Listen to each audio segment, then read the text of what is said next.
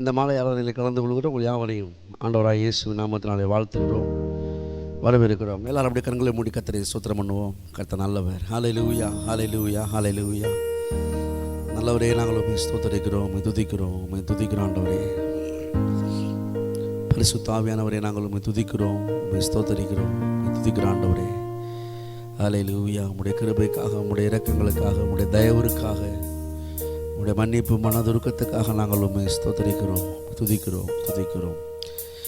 விலையேறப்பெற்ற நல்ல வார்த்தைக்காக நாங்கள் உண்மை துதிக்கிறோம். ஒவ்வொரு நாளும் எங்களோடு பேசுகிற நல்ல தகப்பனை நாங்கள் உண்மை ஸ்தோத்திரிக்கிறோம். உடைய வசனத்தை அனுப்பி எங்களை வாழ வைக்கிறீரே, அதற்காக ஸ்தோத்திரம். ஆண்டவரே, உமக்கு ஸ்தோத்திரம், ஸ்தோத்திரம், ஸ்தோத்திரம். இம்மட்டும் உதவினே எபினேசரே, நாங்கள் உண்மை ஸ்தோத்திரிக்கிறோம். இனிமேலும் கூட இருந்து வழி நடத்துகிற இம்மானுவேலரே, நாங்கள் உண்மை ஸ்தோத்திரிக்கிறோம். ஆண்டவரே, போதுமானதற்கு அதிகமான எல்ஷடாய் தேவனை நாங்கள் உம்மை துதிக்கிறோம். எங்களை குணமாக்குகிற யெகோவா ராஃபாவே நாங்கள் உம்மை துதிக்கிறோம்.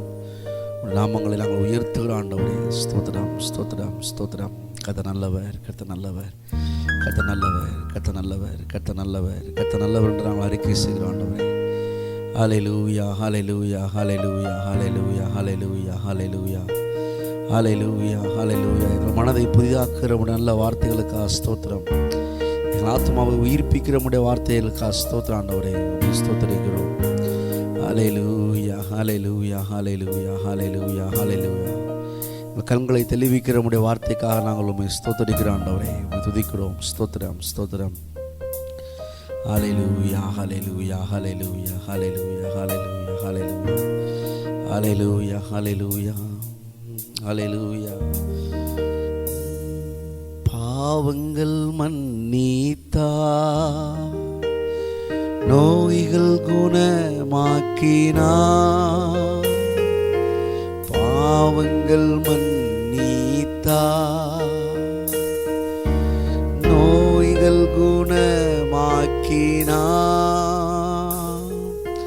கிருபையால் முடிசூட்டி உன்னை நன்மையால் நிரப்பிடுவார். கிருபையால் முடிசூட்டி உன்னை நன்மையால் நிரப்பிடுவார். என் ஆத்துமாவே நீ கர்த்தரை ஸ்தோத்தரி. நீ அவர் செய்த நன்மைகளை என்றென்றும் நினைத்திடு. நீ அவர் செய்த நன்மைகளை என்றென்றும் நினைத்திடு, என்றென்றும் நினைத்திடு, என்றென்றும் நினைத்திடு.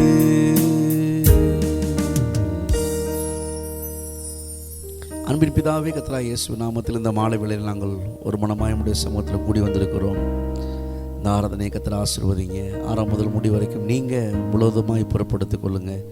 எங்கள் துதி ஸ்தோத்திரங்கள், பாடல், ஆராதனை ஒவ்வொன்றுமே மகிமைப்படுத்தட்டும், உம்மை கனப்படுத்தட்டும், உயர்த்தட்டும். ஆண்டவரே, கர்த்தர் மகிமையடைய முடியாக ஜெபிக்கிறோம். நல்ல வார்த்தையை கொண்டும் கூட கர்த்தர் இந்த மாலை வேளையில் எங்களோடு பேசுகிறீர், அதற்காக ஸ்தோத்திரம். எங்கள் ஆத்மாவை உயிர்ப்பிக்கிறீர், அதற்காக ஸ்தோத்திரம். கூட்டங்களுக்கும் ஜனங்களுக்கும் உடைய வார்த்தைகளுக்கு விரோதமாக கிரியை செய்ய முயற்சிக்கிற எல்லா பிசாசின் எண்ணங்களையும் மனுஷின் எண்ணங்களையும் இயேசு கிறிஸ்துவின் நாமத்தில் கடிந்து அப்புறப்படுத்துகிறோம். நீங்கள் மாத்திரம் ஆளுகை செய்ய முடியாது விட்டு கொடுக்குறோம். தொடர்ந்து புறப்படுத்திக் கொள்ளுங்கள், வழி நடத்துங்க. இயேசு கிறிஸ்துவின் நாமத்தில் ஜெபிக்கிறோம் ஜீவனுள்ள நல்ல பிதாவே, ஆமேன், ஆமேன். ஆத்துமமே என் முழு உள்ளமே உன் ஆண்டவரை தொழுதேத்து என்கிற பாடலை சேர்ந்து பாடி கர்த்தரை மேம்படுத்தும்.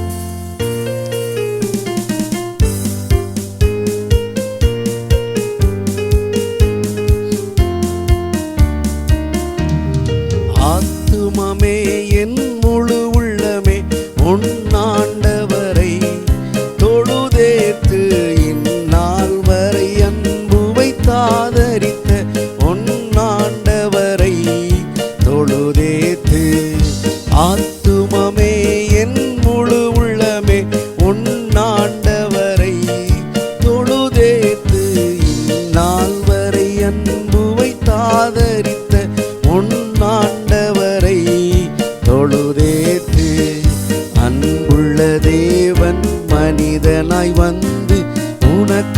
ஜீவனை கொடுத்தாரே.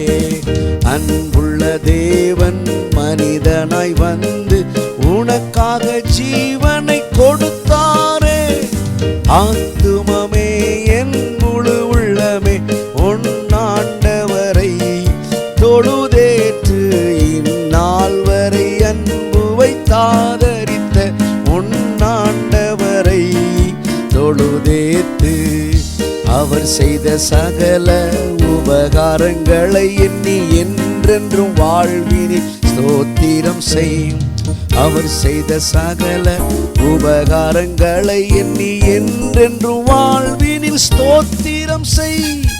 ஆத்துமமே என் முழு உள்ளமே உன்னாண்டவரை தொழுதேத்து இந்நாள் வரை அன்பு வைத்தாதரித்த உன்னாண்டவரை தொழுதேத்து அக்கிரமம் மன்னித்து நோய்களை நீக்கி உன் பிராணனை அழிவுக்கு மீட்டாரே. அக்கிரமம் மன்னித்து நோய்களை நீக்கி உன் பிராணனை அழிவுக்கு மீட்டாரே. ஆத்துமமே என் முழு உள்ளமே உன்னாண்டவரை தொழுதேத்து இந்நாள் வரை அன்பு வைத்தாதரித்த உன்னாண்டவரை தொழுதேத்து கிருபையினாலும் இரக்கத்தினாலும் முடிசூட்டி நல்வாழ்வை கொடுத்தாரே. கிருபையினாலும் இரக்கத்தினாலும் முடிசூட்டி நல்வாழ்வை கொடுத்தாரே.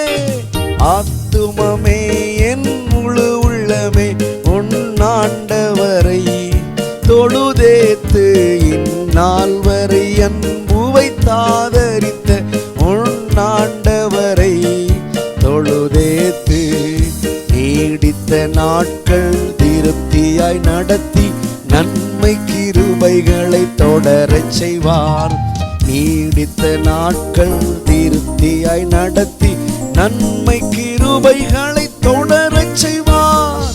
ஆத்துமமே என் முழு உள்ளமே உன்னாண்டவரை தொழுதேத்து இந்நாள் வரை அன்பு வைத்தாதரித்த உன்னாண்டவரை தொழுதேற்று.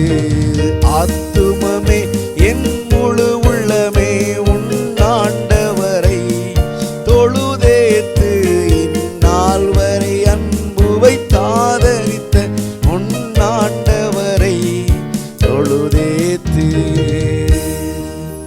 ஹல்லேலூயா ஹல்லேலூயா ஹல்லேலூயா ஹல்லேலூயா ஹல்லேலூயா ஹல்லேலூயா ஹல்லேலூயா ஹல்லேலூயா. கர்த்தர் செய்த ஒவ்வொரு நன்மைகளுக்காக நாங்கள் உம்மை ஸ்தோத்திரிக்கிறோம். ஹல்லேலூயா ஹல்லேலூயா ஹல்லேலூயா ஹல்லேலூயா ஹல்லேலூயா. எல்லாரும் அப்படியே கண்களை மூடி கர்த்தரை ஸ்தோத்திரம் பண்ணுவோம், கர்த்தரை துதிப்போம். ஹல்லேலூயா. ஆத்துமா அவரை நோக்கி பார்க்கட்டும், அவரை உயர்த்தட்டும், அவரை கனப்படுத்தட்டும். ஹல்லேலூயா ஹல்லேலூயா. நன்றி இயேசுவே, நன்றி செலுத்துகிறோம். உம்மையே நாங்கள் துதிக்கிறோம், உம்மையே நாங்கள் உயர்த்துகிறோம், போற்றுகிறோம், புகழுகிறோம். ஹல்லேலூயா ஹல்லேலூயா ஹல்லேலூயா ஹல்லேலூயா. Thank you Jesus. Hallelujah hallelujah hallelujah hallelujah hallelujah hallelujah hallelujah. என் ஆத்மாவே என் உள்ளமே கர்த்தரை ஸ்தோத்தரி. என் ஆத்மாவே என் உள்ளமே அவர் நாமத்தை ஸ்தோத்தரி. என் ஆத்மாவே என் உள்ளமே கர்த்தரை ஸ்தோத்தரி. என் ஆத்மாவே என் உள்ளமே அவர் நாமத்தை ஸ்தோத்தரி. அவர் செய்த நன்மை உதவிகளை என்றென்றும் மறவாதே. அவர் செய்த நன்மை உதவிகளை என்றென்றும் மறவாதே. அவர் பரிசுத்தர் மகத்துவர் ஆத்மாவின் நேசரே. அவர் பரிசுத்தர் மகத்துவர் ஆத்மாவின் நேசரே. என் ஆத்மாவே என் உள்ளமே கர்த்தரை ஸ்தோத்தரி. என் ஆத்மாவே என் உள்ளமே அவர் நாமத்தை ஸ்தோத்தரி. என் ஆத்மாவே என் உள்ளமே கர்த்தரை ஸ்தோத்தரி. என் ஆத்மாவே என் உள்ளமே அவர் நாமத்தை ஸ்தோத்தரி. வியாதியை எல்லாம் குணமாக்கினார் கர்த்தரை ஸ்தோத்தரி. வியாதியை எல்லாம் குணமாக்கினார் கர்த்தரை ஸ்தோத்தரி. அவரை போற்றுவோம் புகழுவோம் என்றும் நல்லவர். அவரை போற்றுவோம் புகழுவோம் என்றென்றும் நல்லவர். என் ஆத்மாவே என் உள்ளமே கர்த்தரை ஸ்தோத்தரி. என் ஆத்மாவே என் உள்ளமே அவர் நாமத்தை ஸ்தோத்தரி. என் ஆத்மாவே என் உள்ளமே கர்த்தரை ஸ்தோத்தரி. என் ஆத்மாவே என் உள்ளமே அவர் நாமத்தை ஸ்தோத்தரி. என் ஆத்மாவே என் உள்ளமே கர்த்தரை ஸ்தோத்தரி. என் ஆத்மாவே என் உள்ளமே அவர் நாமத்தை ஸ்தோத்தரி. கடைசியாக என் ஆத்மாவே என் உள்ளமே கர்த்தரை ஸ்தோத்தரி. என் ஆத்மாவே என் உள்ளமே அவர் நாமத்தை ஸ்தோத்தரி. அல்லேலூயா அல்லேலூயா அல்லேலூயா அல்லேலூயா அல்லேலூயா. உம்மை ஸ்தோத்தரிக்கிறோம், உம்மை நன்றியோடு நாங்கள் துதிக்கிறோம். அல்லேலூயா அல்லேலூயா அல்லேலூயா அல்லேலூயா. உம்மை போற்றுகிறோம் ஆண்டவரே, உம்மை உயர்த்துகிறோம், துதிக்கிறோம், ஸ்தோத்தரிக்கிறோம். நன்மை செய்தவரே நாங்கள் உம்மை துதிக்கிறோம். ஸ்தோத்திரம் ஸ்தோத்திரம். முழு உள்ளத்தோடு, முழு பலத்தோடு, முழு இருதயத்தோடு, முழு ஆத்மாவோடு நாங்கள் உம்மை துதிக்கிறோம் ஆண்டவரே, உம்மை ஸ்தோத்தரிக்கிறோம். அல்லேலூயா. போற்றிடுவேன் தேவனே, தூக்கி எடுத்தீர் என்னை. சத்துரு எந்தன் பேரில் மகிழாமல் காத்தீரே. எல்லாரும் சேர்ந்து பாடுவோம். போற்றிடுவேன் தேவனே, தூக்கி எடுத்தீர் என்னை. சத்துரு எந்தன் பேரில் மகிழாமல் காத்தீரே. ஓ என் தேவனே, அழைத்தேன் உம்மையே. தந்தீர் நல் சுகம், தந்தீர் நல் சுகம். போற்றிடுவேன் தேவனே,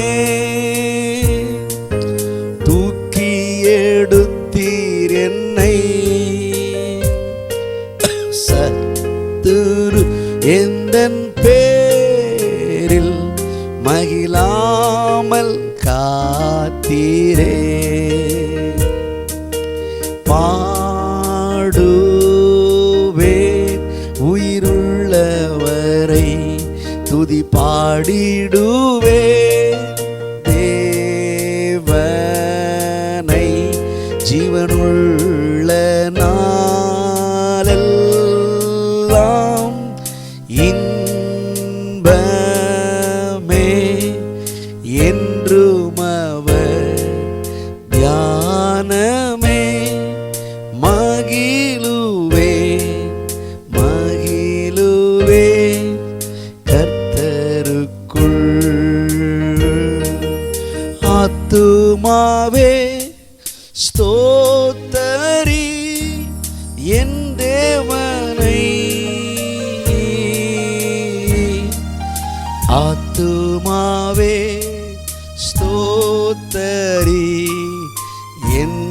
தேவனை ஆத்துமாவே ஸ்தோத்தரி என் தேவனை. ஆத்துமாவே ஸ்தோத்தரி என் தேவனை. ஆத்துமாவே ஸ்தோத்தரி என் தேவனை. ஆத்துமாவே ஸ்தோத்தரி என் தேவனை. ஆத்துமாவே ஸ்தோத்தரி என் தேவனை. ஆத்துமாவே ஸ்தோத்தரி என் தேவனை.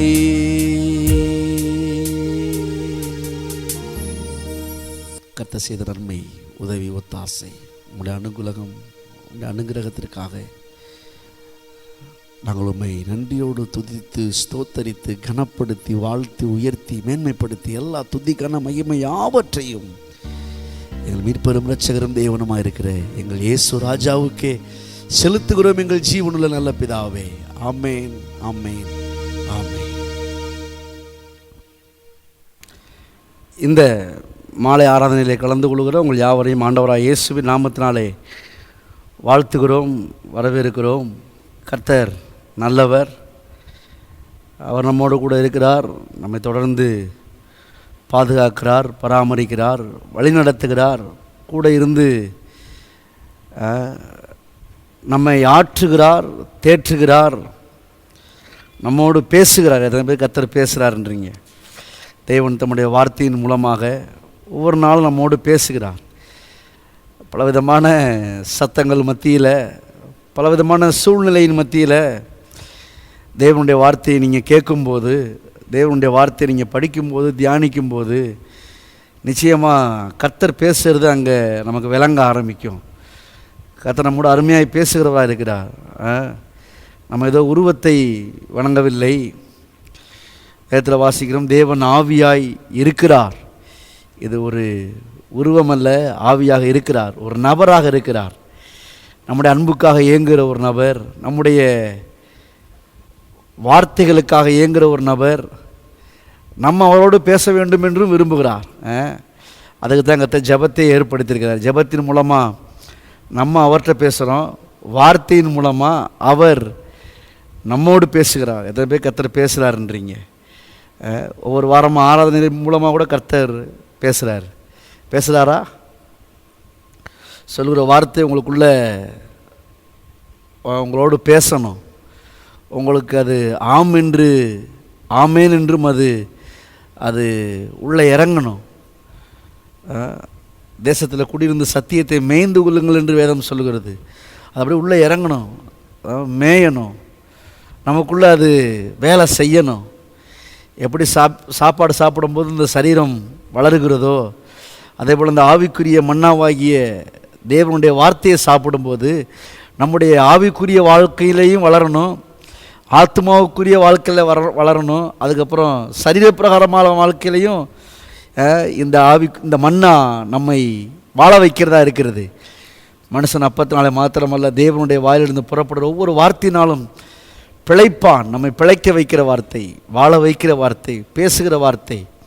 காலையிலேருந்து வேலை பார்த்து அப்படியே மத்தியானம் சோர்ந்து போய் உட்காந்துருக்க நேரத்தில் எப்படி சாப்பிடும்போது ஒரு புதிய பலன் வருகிறதோ, அதே போல் தேவனுடைய வார்த்தையை கேட்கும்போது ஒரு தைரியம் நமக்குள்ளே வர ஆரம்பிக்கிறது, நல்ல பலன் நமக்குள்ளே வர ஆரம்பிக்கிறது.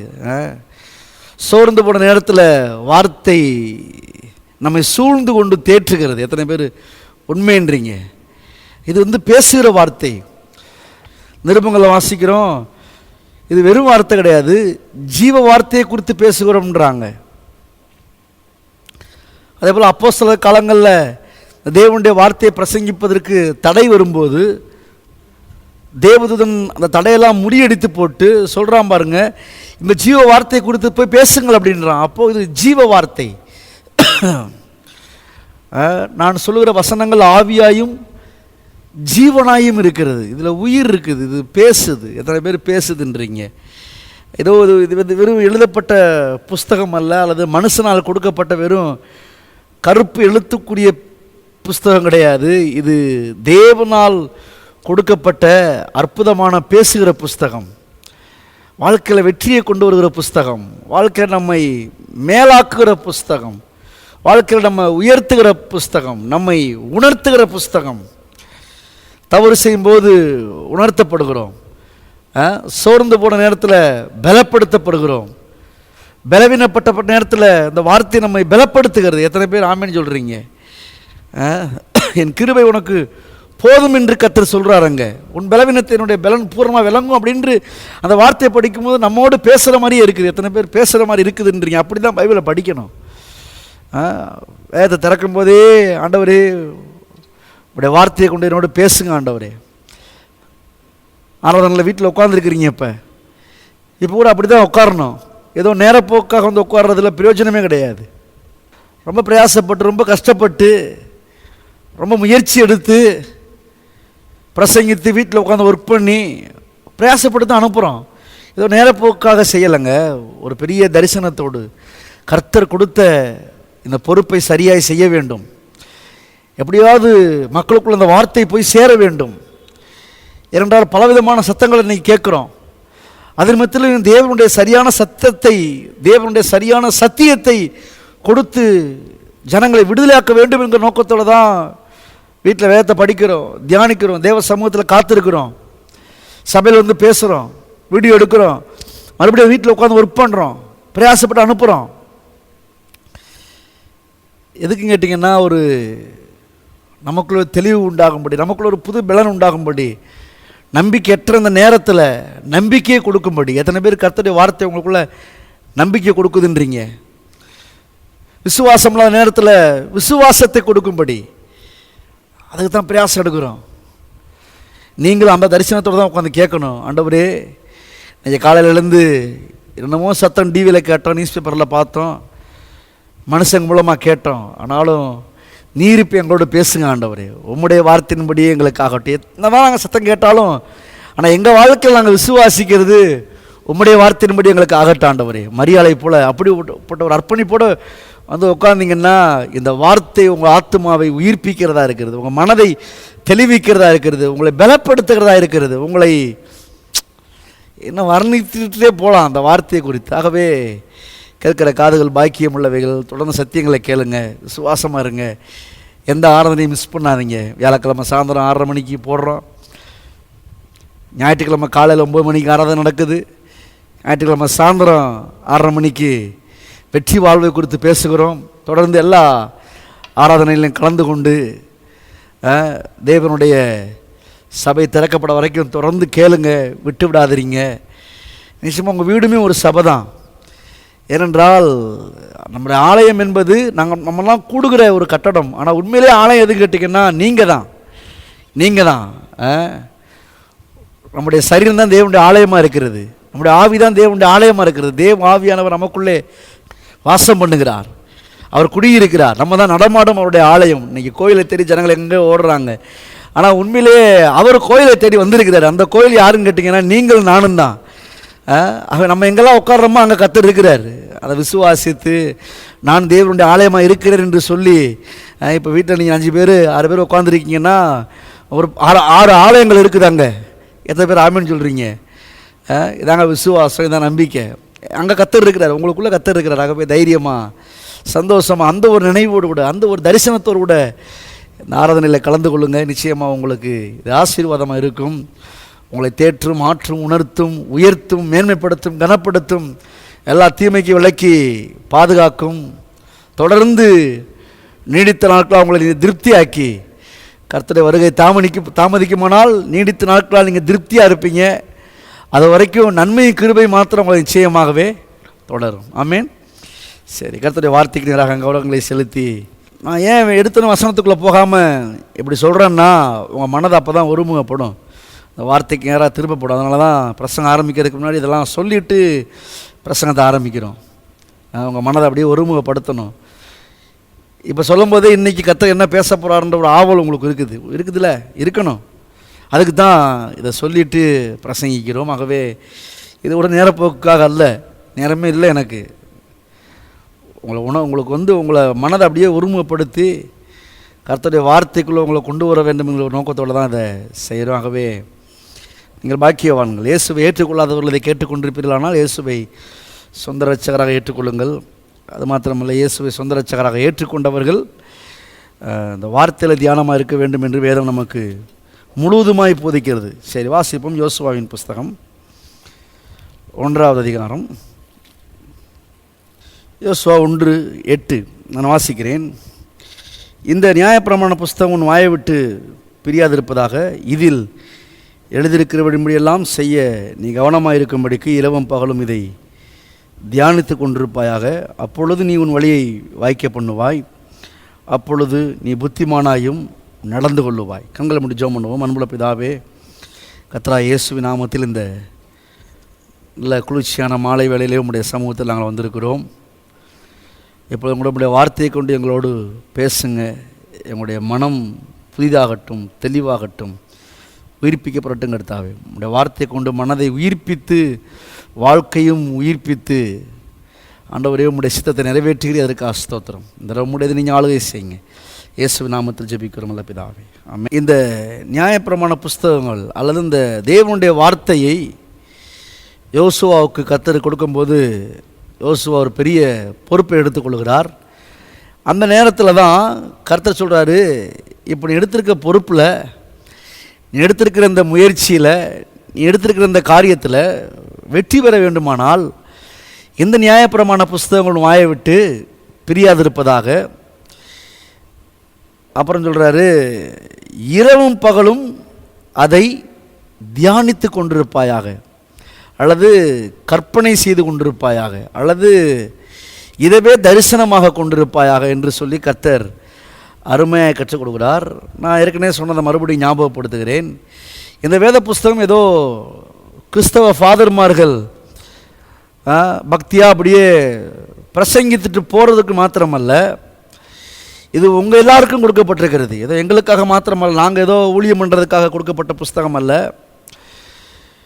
யோசுவா வாழ்க்கையில் வெற்றி பெறுவதற்காகவே தேவன் கொடுத்த புஸ்தகம். யோசுவா மாத்திரமல்ல, இதை கேட்டுக்கொண்டிருக்கிற நீங்களும் கூட, இதை பார்த்து கொண்டிருக்கிற நீங்கள் யாவரும் கூட, அது வாலிபராக இருக்கலாம், அது குடும்ப காரியமாக இருக்கலாம், அல்லது வேலை காரியங்களாக இருக்கலாம், அல்லது ஆரோக்கியத்துக்கான காரியமாக இருக்கலாம், எல்லா காரியத்திலையும் வெற்றி பெறும்படியே தேவன் இந்த வேத புஸ்தகத்தை கொடுத்துருக்கிறாரு.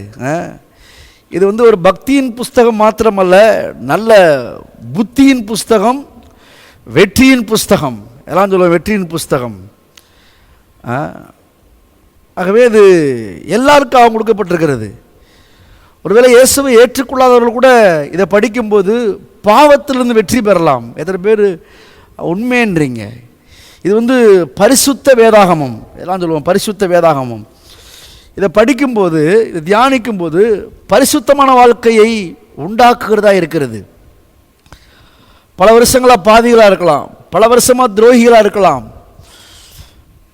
எல்லாராலும் நீங்கள் செய்கிற பாவத்தினால புறக்கணிக்கப்பட்டவர்களாக இருக்கலாம், அல்லது விட முடியாத கெட்ட பழக்க வழக்கம் உங்களை ஆட்கொண்டு உங்கள் வாழ்க்கையும் கெட்டு, உங்கள் பேரும் கெட்டு, உங்கள் குடும்பமும் கெட்டு, அப்படிப்பட்ட சூழ்நிலையோடு கூட அதிலிருந்து விடுதலையாக முடியாத நிலைமையில் நீங்கள் இதை படிக்கும்போது நிச்சயமாக விட முடியாத பழக்க வழக்கத்திலிருந்து உங்களை என்னையும் உயிர்ப்பிக்கிறதா இருக்கிறது, உங்களை என்னையும் மாற்றுகிறதா இருக்கிறது. ஏனென்றால் இது பரிசுத்த வேதாகமம். இயேசு சொல்கிறாரு, இப்பொழுது சொல்லப்படுகிற உபதேசத்தினாலே நீங்கள் சுத்தமாக இருக்கிறீர்கள். அப்படின்னா இது நம்மை சுத்தப்படுத்துது, கழுவுது. எத்தனை பேர் ஆமேன்னு சொல்கிறீங்க? இதுக்கு இன்னொரு பேர் இருக்குது, ஜீவ தண்ணீர் வேறையே சொல்கிறாரு. நான் கொடுக்கும் தண்ணீரை குடிக்கிறவனுக்கோ ஒரு காலம் தாகம் உண்டாகாதுன்றாரு. அந்த தண்ணீர் தேவனுடைய வார்த்தை. அப்போது இந்த வார்த்தையை ஒரு மனிதன் படிக்கும்போது அவன் சுத்தமாக்கப்படுகிறான். என்றால் இது ஜீவ தண்ணீர். பரிசுத்தமாக்கப்படுகிறான், பாவம் போக்கப்படுகிறான், பாவத்திலிருந்து ஒரு விமோசனத்தை கொடுக்கிறது இந்த வேத புஸ்தகம். எத்தனை பேர் ஆமேன்னு சொல்கிறீங்க? ஆகவே இந்த வேத புஸ்தகம் எல்லாருடைய வெற்றி வாழ்க்கைக்காக கொடுக்கிறது. என்னங்க, பாவத்திலிருந்து வெளியே வர்றது பெரிய வெற்றியாங்க? ஆமாம், நிச்சயமாக பெரிய வெற்றி தான். எனக்கு ஜனங்கள் விட முடியாத பழக்க வழக்கத்தில் அடிமைத்தனப்பட்டு எவ்வளோ கஷ்டப்படுறாங்களோ உங்களுக்கு தெரியுமா? எனக்கு தெரியும். என்னோட படித்த நண்பன் அப்படியே தாய் உள்ள குமுறலை என்னால் கேட்க முடியுது. அவங்க சொல்கிறாங்க இப்படி பண்ணுறானே அப்படின்ட்டு. நான் அவன்கிட்ட போய் கேட்குறேன், என்னடா நண்பா அப்படி பண்ணுறேன் அப்படின்னு கேட்டால் அவன் சொல்கிறான், முடியலை, என்னால் முடியலை, நான் உடனே தான் பார்க்குறேன், முடியலை அப்படின்றான். என்னால் குடியிலேருந்து வெளியே வர முடியலைன்றான். ஆனால் அப்படிப்பட்டவர்கள் கூட அந்த வேத புஸ்தகத்தை உண்மையாய் படிப்பார்களானால் அவருடைய மனதை தெளிவாக்கும். குடிக்கிறதுனால என்ன பலன், குடிக்காமல் இருந்தால் என்ன பலன், எவ்வளோ லாபங்கள், சரீரத்தில் எவ்வளோ லாபம், பணத்தில் எவ்வளோ லாபம், நேரங்கள் எவ்வளோ லாபம், நம்முடைய நீடிய வாழ்க்கை நமக்கு எப்படி கிடைக்கிறது, இதெல்லாம் வேத புஸ்தகம் அழகாக நமக்கு போதிக்கிறதா இருக்கிறது, நம்மை உணர்த்துகிறதா இருக்கிறது. இயேசுவை ஏற்றுக்கொண்டவர்கள் கூட தவறு செய்யும்போது பைபிள் பேசுது. எந்த பேர் உண்மையில சொல்கிறீங்க, மனசாட்சி வழி அந்த வார்த்தை பேசுது.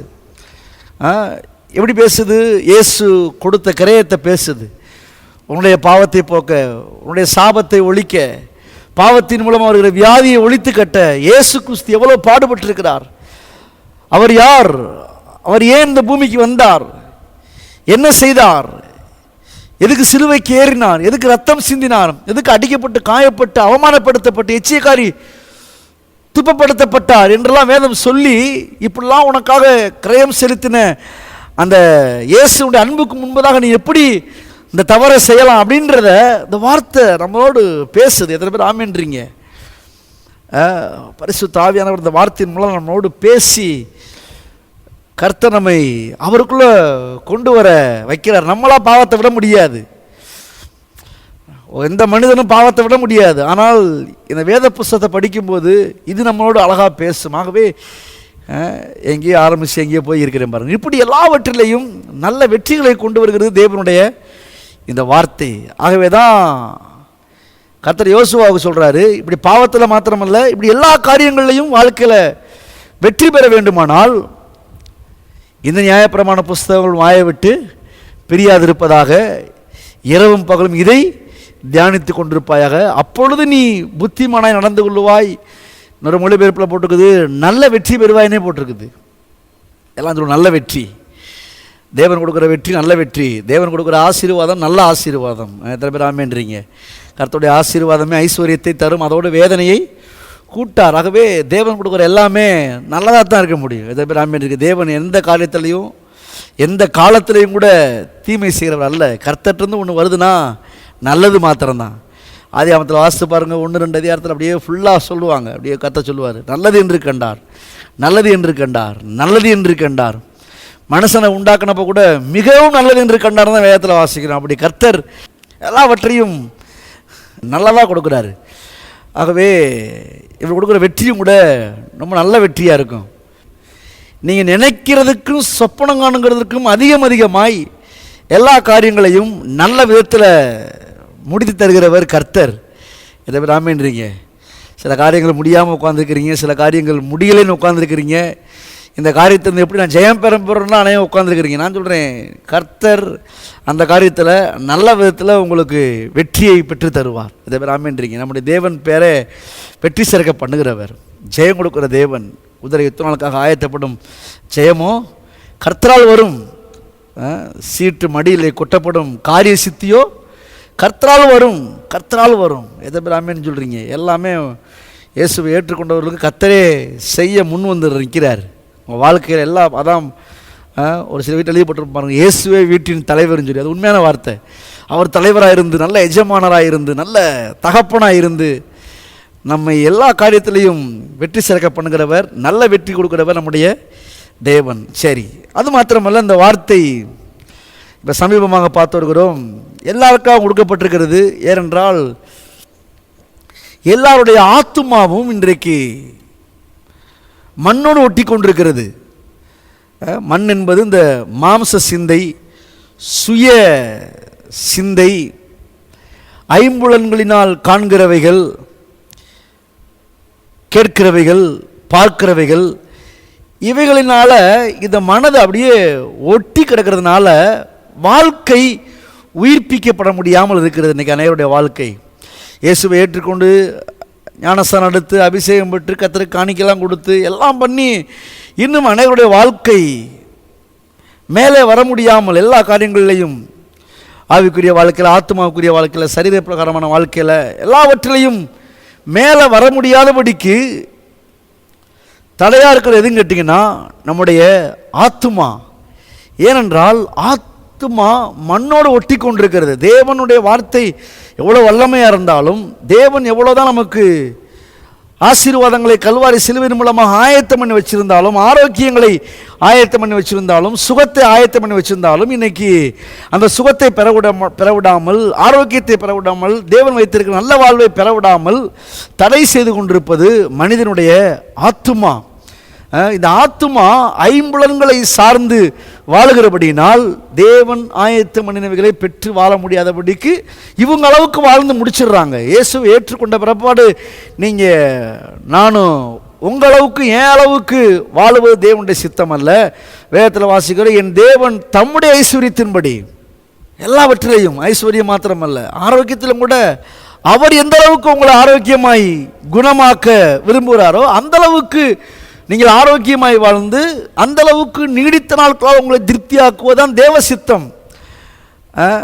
ஆனால் அப்படி வாழ முடியாதபடிக்கு குறுகிய காலத்திலே வாழ்க்கையை முடிக்கிறது அல்லது குறுகிய நிலைமையிலே வாழ்க்கை வாழ்கிறது, இதெல்லாம் நம்முடைய ஐம்புலன்களை சார்ந்து வாழ்கிறபடினால் இப்படிப்பட்ட நிலைமையிலே இருக்கிறோம். அதான் தாவீது சொல்றாரு, என்னுடைய ஆத்துமா மண்ணோடு ஒட்டி கொண்டிருக்கிறது, உம்முடைய வசனத்தின்படி என்னை உயிர்ப்பியும் என்று சொல்லுகிறார். அப்போது இந்த வார்த்தை நம்முடைய ஆத்துமாவை இந்த மண்ணோடு ஒட்டி கொண்டிருக்கிற நம்முடைய கிரியைகளை சார்ந்து, நம்முடைய காரியங்களை சார்ந்து, ஐம்புலன்களை சார்ந்து, நம்முடைய பலத்தை சார்ந்து வாழ்கிற இந்த ஆத்துமாவை உயிர்ப்பிக்கிறது தேவனுடைய வார்த்தை.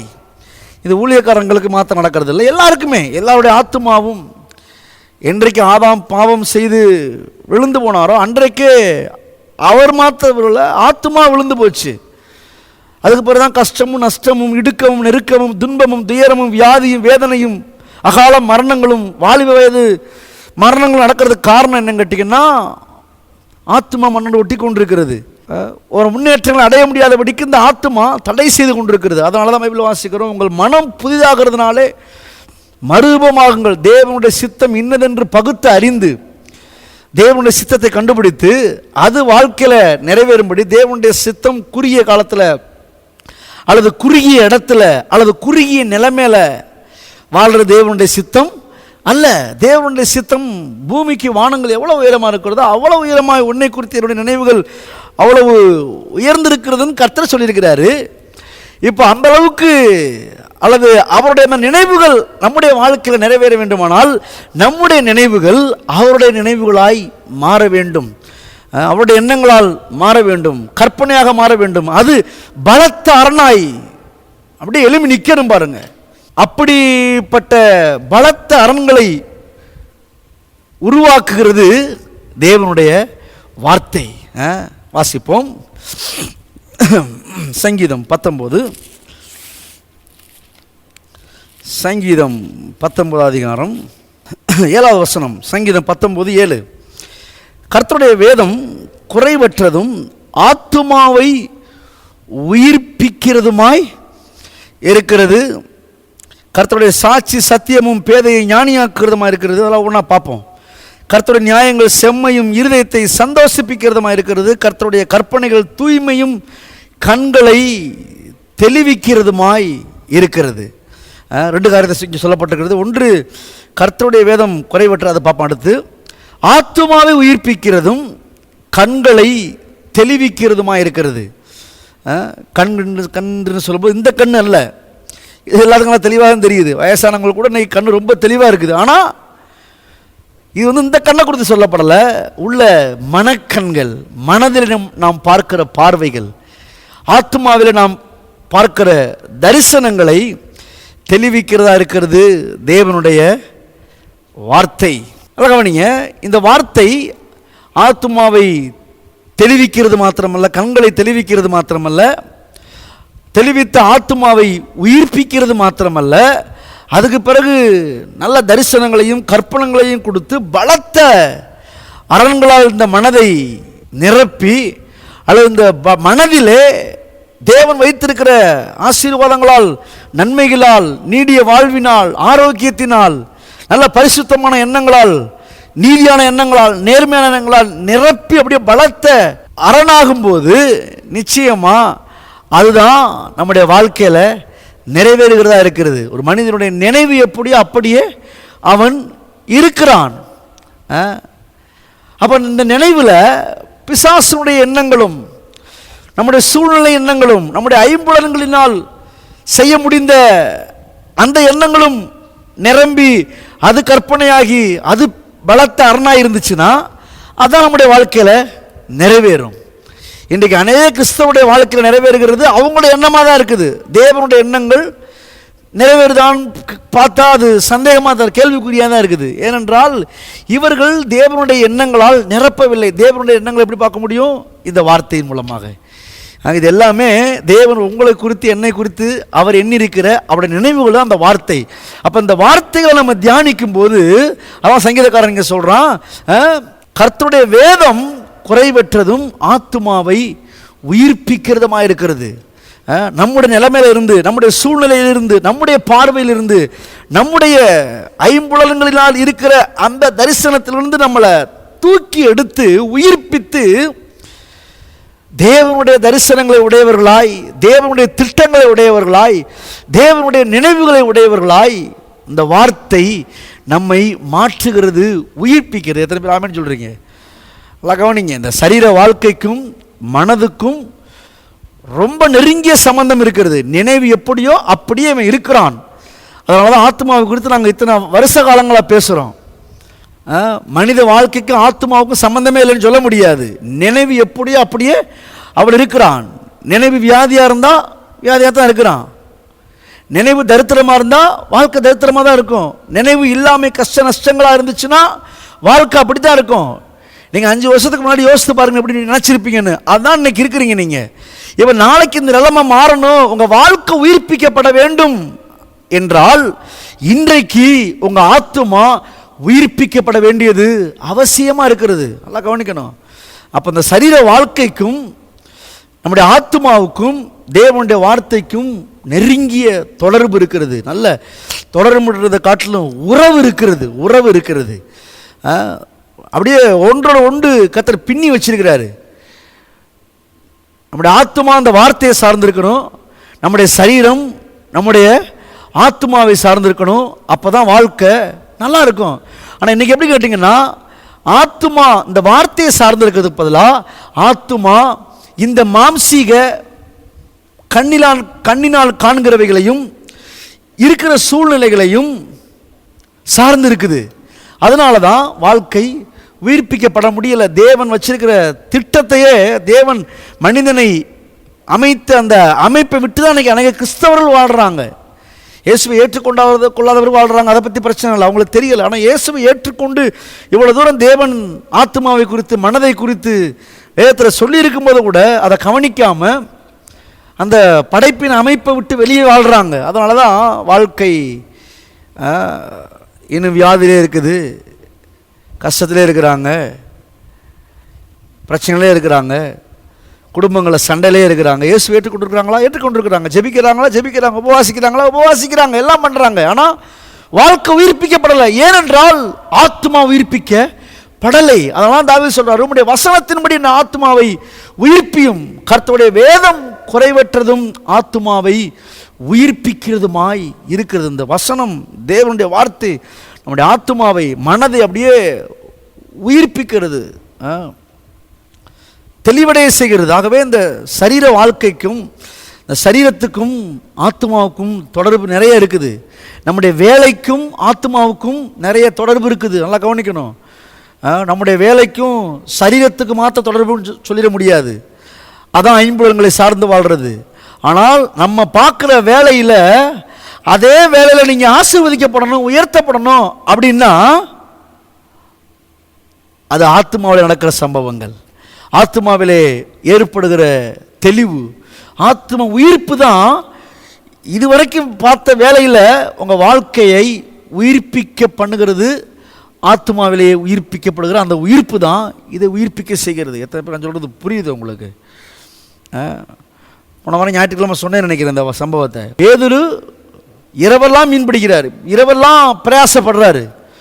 அவங்க காலங்காலமாக அதை செய்து வர்றாங்க. எப்போ மீன் பிடிக்கணும், எப்போ நிரம்பி வலிமை எல்லாம் தெரியும். ஆனால் அப்படிப்பட்ட ஒரு நபர் ஒரு நாள் ராத்திரியில் பார்த்தீங்கன்னா இரவெல்லாம் பிரயாசப்படுறாரு. பைபிளில் போட்டுருக்குது ஒன்றும் அகப்படவில்லை. பைபிள் தெளிவாக சொல்லும். ஒன்று இருந்தால் ஒன்றுன்னு சொல்லியிருக்கும், 2 மீன் பிடிச்சிருந்தா 2ன்னு சொல்லியிருக்கும். பைபிள் வந்து பொய்யெல்லாம் சொல்லாது. எதை பேர் ஆமேன்னு சொல்லியிருக்கு. இந்த வார்த்தை பொய் சொல்லாது. தேவ ஆவியானவர் பொய்யெல்லாம் எழுதி வைக்க மாட்டார். ஒரு மீன் அங்கே பிடிச்சிருந்தாங்கன்னா ஒன்று தான் அகப்பட்டுச்சுன்னு பைபிள் தெளிவாக சொல்லியிருக்கோம். அப்படியே வலையை போடும்போது ஒரு 5-6 மீன் வந்துருந்துச்சுன்னா 5-6 மீன் வந்துருந்துச்சுன்னு சொல்லியிருக்கும் பைபிள். ஆனால் பைபிளில் போட்டிருக்குது ராவெல்லாம் பிரயாசப்பட்டு ஒன்றும் அகப்படவில்லை. அப்படியே பேதுரு சொல்கிறாரு, ஒன்று அகப்படவில்லை. எப்போ அவங்க இரவெல்லாம் பிரயாசப்பட்டு ஒன்றுமே அகப்படாமல் காலையில் அப்படியே மனது சோர்வோடு கூட அடுத்து என்ன செய்வோம் என்கிற கேள்வியோடு கூட வீட்டுக்கு பிள்ளைகளுக்கு போய் என்ன பதில் சொல்லுவோம், குடும்பத்துக்கு என்ன பதில் சொல்லுவோம், கை மாற்று கால் மாற்று வாங்கியிருப்பாங்க, அவனுக்கு என்ன பதில் சொல்லுவோம் என்கிற ஒரு கஷ்ட கால நேரத்தில் உட்காந்து அப்படியே வலையை அலசிக்கிட்டு இருக்கிறாரு பாருங்க. அப்போ தான் கர்த்தர் வர்றாரு, போட்டை சேர்க்குறாரு, போட்டில் ஏறி உட்காந்து கொஞ்சம் பிரசங்கம் பண்ணுறாரு. பிரசங்கத்தை பேதுரு நல்லா கவனமாக கவனிக்கிறாரு. அதுக்கு பிறகு கத்த சொல்கிறாரு, போய் வலைகளை போடுங்கள், இப்போ எடுத்து கொண்டு போய் வலைகளை போடுன்றாரு. அவருக்கு தெரியும் ராத்திரியெல்லாம் பிரயாசப்பட்டோம், ராத்திரியெல்லாம் முயற்சி எடுத்தோம், ராத்திரியெல்லாம் கஷ்டப்பட்டோம், ஒரு மீன் கூட அகப்படலை. ஆனால் நபர் வந்து இவ்வளோ தூரம் பேசும்போதே எனக்குள்ள ஒரு தைரியம் உண்டாகுது. ஆகவே சொல்கிறான் பாருங்க, அப்படியே ஐயரே நான் முழுதும் பிரயாசப்பட்டு ஒன்றும் அகப்படலை, ஆனாலும் அதான் பாயிண்ட்டு, உங்களுடைய வார்த்தையின்படி வலையை போடுறேன் அப்படின்றான் பாருங்க. எதை பேர் ஆமீன்னு சொல்கிறீங்க? அதாங்க மனம் புதிதாக்கப்பட்ட மனிதன். ராவெல்லாம் பிரயாசப்பட்டு ஒன்றுமே அகப்படலை. இப்போ காலையில் வந்து கர்த்தர் பேசிட்டு பிரசங்கம் பண்ணுறாரு, அப்பயும் அப்படின்னு சொல்லியிருக்காங்க, ஒன்றும் அகப்படலை, நீங்கள் வாட்டுக்கு நிறையா பேசியிருக்காரு, நீங்கள் யாரும் தெரில எவரும் தெரில, ரொம்ப நல்ல பிள்ளையா நல்ல வார்த்தை பேசுறீங்க, கோடி கும்பிட்டு போகிறேன் போயிட்டு வாங்க அப்படின்னு தான் சொல்லியிருக்கணும். ஆனால் இந்த தேவனுடைய வார்த்தை அவனுடைய ஆத்மாவை உயிர்ப்பிச்சிச்சு பாருங்க. உயிர்ப்பித்த உடனே சொல்கிறான் அந்த பேதுரு, உங்களுடைய வார்த்தையின்படியே வலையை போடுறேன்னு சொல்லிட்டு வலையை கொண்டு போய் போடுறாரு. நல்லா கவனிங்க, அதே போட்டு, அதே வலை, அதே கடல், அதே ஆள், ஆனால் மாற்றங்கள் மாத்திரம் பெரிதாக நடந்துச்சு. எதை பேர் ஆமீன்றீங்க? எந்த கடலில் ராத்திரிலாம் பிடிச்சாங்களோ, யார் பிடிச்சாங்களோ, எந்த இடத்துல பிடிச்சாங்களோ அதே இடத்துல அதே கடலில் அதே ஆள், ராத்திரி போட்டு அதே ஆள் தான் இப்போ போடுறாரு. இப்போ பார்த்தா போட்டு அமிலத்தக்கதாக, வலை கிளியத்தக்கதாக திரளான மீன்களை பிடிச்சாங்க. அது எப்படி நடந்துச்சு? அதாங்க ஆத்மாவில் ஏற்படுகிற மாற்றம். தேவனுடைய வார்த்தை வந்தவொடனே அப்படியே சரி போட்டு பார்ப்போம். அவர் சொல்கிறாரு, நல்லா கலந்து இவர் பேசின வார்த்தையே என்னை அப்படியே உயிர்ப்பிச்சிருச்சு, இவருடைய வார்த்தையில் ஏதோ வல்லமை இருக்குது அப்படின்னு சொல்லி தான் அந்த வார்த்தையை மையப்படுத்துகிறார். ஆண்டவரே உங்களுடைய வார்த்தையின்படியே வலையை போடுறேன்னு சொல்லி போட்டால் திரளான மீன்களை பிடித்து கொண்டு வந்தார்கள். என்ன சொல்ல வரேன்னா, அதே வேலை தான், அதே உங்கள் பிரயாசம்தான், அதே இடம்தான், நீங்களும் அதே ஆள் தான். ஆனால் உங்கள் மனது மாறும்போது தான் வாழ்க்கையில் மாற்றங்கள் உண்டாக போகிறது. இது வரைக்கும் நீங்கள் பார்த்த வேலையில், நீங்கள் எடுத்த பிரயாசத்தில் குறைவோடு, கஷ்டத்தோடு, கடன் பிரச்சனையோடு நீங்கள் வாழ்ந்திருக்கலாம். ஆனால் அதன் மத்தியில் இந்த தேவனுடைய வார்த்தையை நீங்கள் எடுத்து தியானித்து, வார்த்தை இப்படிலாம் சொல்லுகிறதுன்ற அந்த ஒரு தரிசனத்தோடு கூட இதுவரைக்கும் உங்கள் சம்பளத்தையும் உங்கள் வருமானத்தையும் உங்களுடைய காரியத்தையும் சார்ந்திருந்த அந்த மனது இப்பொழுது தேவன் இப்படி சொல்லியிருக்கிறாரே, நான் அதை நம்ப போகிறேன், விசுவாசிக்க போகிறேன், அதன்படி செய்ய போகிறேன் அப்படின்னு சொல்லிட்டு நீங்கள் ஆண்டவரே உம்முடைய வார்த்தையின்படி ஆகட்டும், அந்த வார்த்தையில் உள்ள தரிசனத்தால் நிரம்பி அது கற்பனையாகி அது பலத்த அரணாகி நீங்கள் அப்படியே தான் அந்த வேலையை பார்த்துக்கிட்டு இருப்பீங்க. அது ஆள் மாறுதில்லை, வேலையெல்லாம் மாற்றுவாரான்னு சொல்லலை. அது கத்தருக்கு வாய்ப்பு இருந்தால் மாற்றுவார், ப்ரமோஷன் கொடுப்பார். எத்தனை பேர் ஆமீன்? ப்ரமோஷன்லாம் கத்தர் வாய்க்க பண்ணுவார். நம்முடைய சபையெல்லாம் எத்தனை பேருக்கு ப்ரமோஷனை கொடுத்து அவங்க கேட்ட இடத்துல கொடுத்தலாம் கர்த்தர் அற்புதங்களை செய்திருக்காங்க. அதெல்லாம் கத்தர் செய்கிறார், இல்லைன்னு சொல்லலை. ஒரு வேலை இருக்கிற வேலை தான் நீங்கள் பார்த்துக்கிட்டு இருக்கீங்க அப்படின்னா அந்த வேலையிலேயே கர்த்தர் உங்களை ஆசீர்வதித்து உயர்த்த உண்மையுள்ளவராக இருக்கிறார். எத்தனை பேர் ஆமீன் சொல்கிறீங்க? அது எப்படி நடக்குது? அதாங்க நம்முடைய மனதின் தியானத்தின் மூலமாக. எந்த காரியத்தில் தோற்று போய் கிடக்கிறோமோ, எந்த காரியத்தில் பின்வாங்கி நிற்கிறோமோ, எந்த காரியத்தில் நம்ம கஷ்டப்பட்டு கிடக்கிறோமோ, அதே காரியத்தில் அதே ஆளை அதே இடத்துல வச்சு 100 மடங்கு பலனை கொடுக்கிறவர் தான் நம்முடைய கர்த்தர்.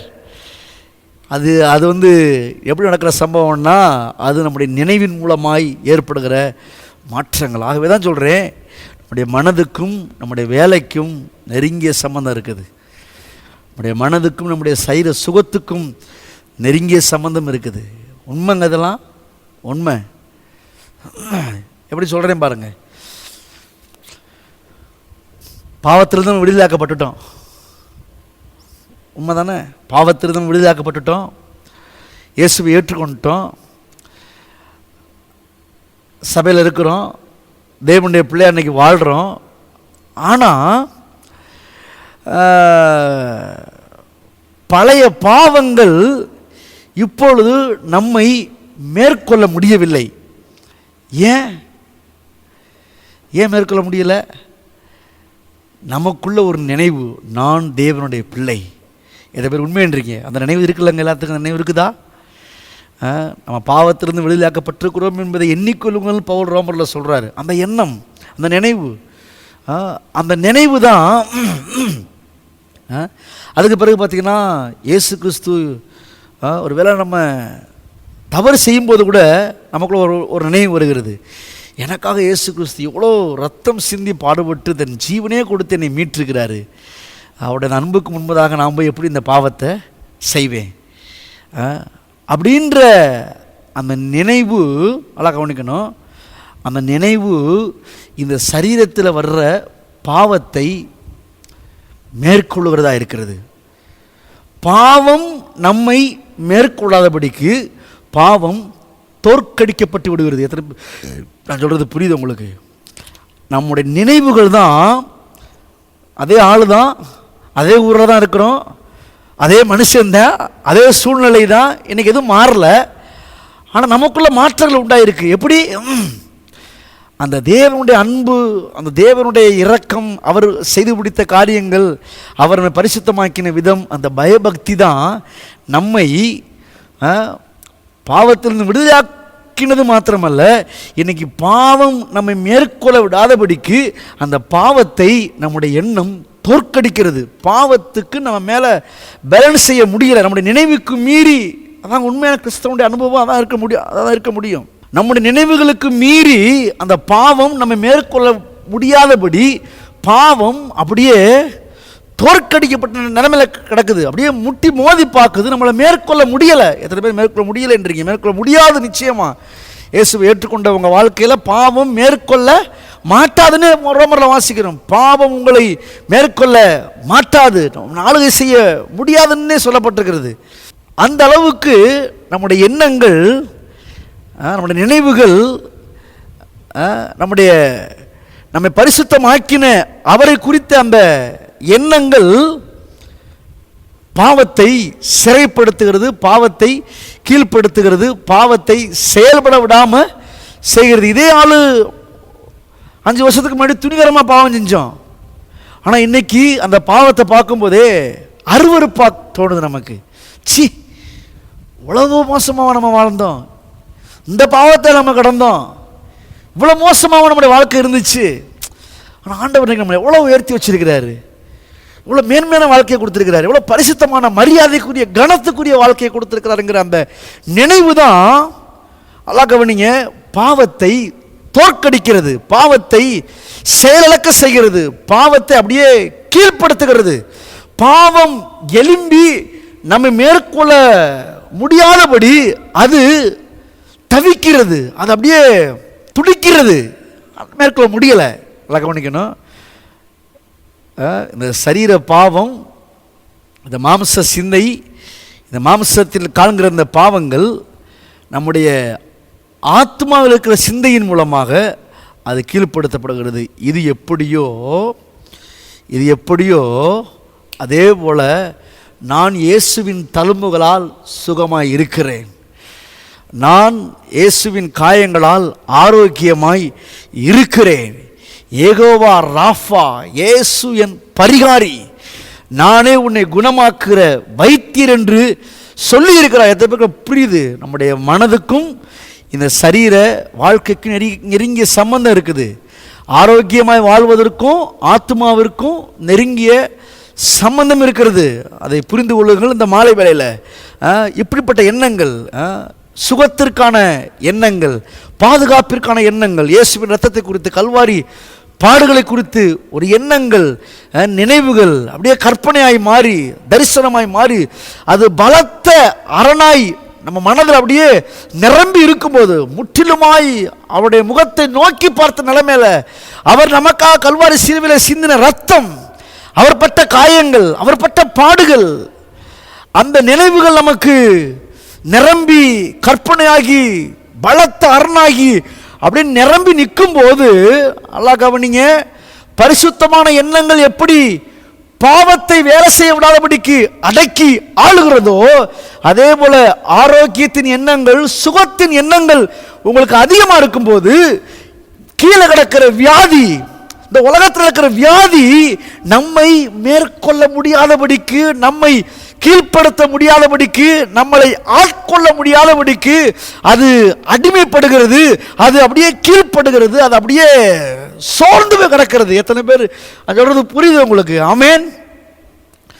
பாவத்திலிருந்து விடுதலாக்கப்பட்டிருக்கிறேங்கிற அந்த எண்ணம் தான் பாவம் நம்மை ஆளுகை செய்ய முடியாதபடிக்கு பாவத்தை கீழ்ப்படுத்துகிறது. அதே போல நான் ஆரோக்கியமா இருக்கிறேன், அப்பத்தை தண்ணீரை ஆசீர்வதித்திருக்கிறார், வியாதி என்னை விட்டு விலக்கி இருக்கிறார் என்கிற அந்த எண்ணங்கள், உலகத்தின் வியாதிகள் நம்மை மேற்கொள்ள முடியாதபடிக்கு, நம்மை அட்டாக் பண்ணாத அளவுக்கு இந்த எண்ணங்கள் அப்படியே தடுத்து நிறுத்துது பாருங்க. நம்முடைய எண்ணங்களுக்கு மேலே அது நம்மளை மேற்கொள்ள முடியாதுங்க. ஒரு மனிதனுடைய நினைவு எப்படியோ அப்படியே அவன் இருக்கிறான்.